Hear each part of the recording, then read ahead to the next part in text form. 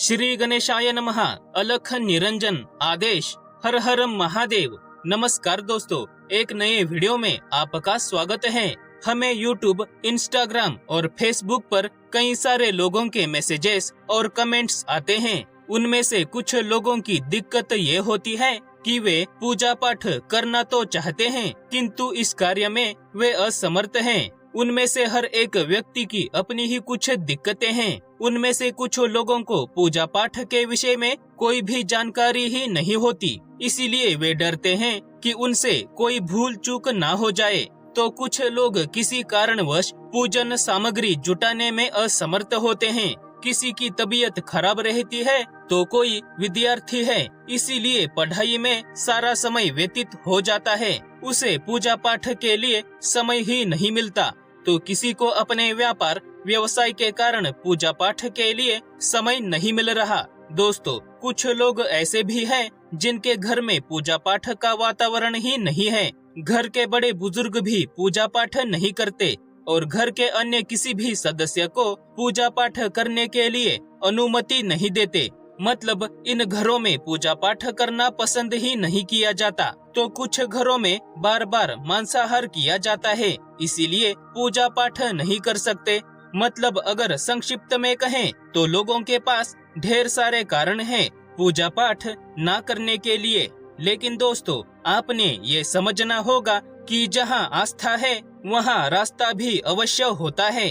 खैर, कारण तो ढेर सारे हैं, किंतु अगर आप पूजा पाठ करना चाहते हैं, बार बार आपका मन पूजा पाठ करने को कहता है, किंतु किसी कारणवश आप पूजा पाठ नहीं कर पाते, तो आज हम आपके लिए दो बहुत ही आसान उपाय लेकर आए हैं और ये उपाय कोई भी व्यक्ति कर सकता है। वीडियो को आखिर तक अवश्य देखिए दोस्तों, क्योंकि जिनके पास बिल्कुल भी समय नहीं रहता उनके लिए भी एक उपाय इस वीडियो में बताया है। पहला उपाय उनके लिए है जो स्वयं तो पूजा पाठ नहीं कर सकते, लेकिन पूजा पाठ के लिए थोड़ा बहुत समय निकाल सकते हैं। मतलब आपने करना यह है कि आपके घर के आसपास कोई छोटा मोटा मंदिर है या भगवान का कोई भी पंडाल है, तो वहाँ पर पूजा के समय उपस्थित रहना है। ऐसा नहीं है कि किसी सिद्ध पीठ या बड़े मंदिर में ही जाना होगा। जी नहीं, आप किसी भी छोटे से छोटे मंदिर में भी पूजा के समय उपस्थित रह सकते हो। महत्वपूर्ण बात यह है कि वहाँ पर प्रतिदिन विधि विधान से पूजा पाठ किया जाता हो। यदि आप वहाँ पर प्रतिदिन पूजा पाठ के समय उपस्थित रहते हो, आरती के समय उपस्थित रहते हो और पूजा दर्शन करते हो, यानी वहाँ पर की गई पूजा का दर्शन भी करते हो, तब भी आपको पूजा करने का ही फल प्राप्त होता है तथा आपको ईश्वरीय ऊर्जा भी प्राप्त होती है। इसीलिए यदि आप किसी कारणवश स्वयं पूजा नहीं कर सकते, तो किसी मंदिर या पूजा स्थल पर वहाँ की पूजा के समय उपस्थित रहें, आरती के समय उपस्थित रहे तथा वहाँ पर की गई पूजा का दर्शन करें। दूसरा उपाय भी पहले उपाय में ही छिपा है दोस्तों। ये उपाय उनके लिए है जिनके पास बिल्कुल भी समय नहीं रहता, लेकिन वे भी पूजा पाठ करना चाहते हैं। तो ऐसे लोग यदि सिर्फ पूजा दर्शन भी करेंगे, तब भी उन्हें पूजा करने का ही फल मिलता है।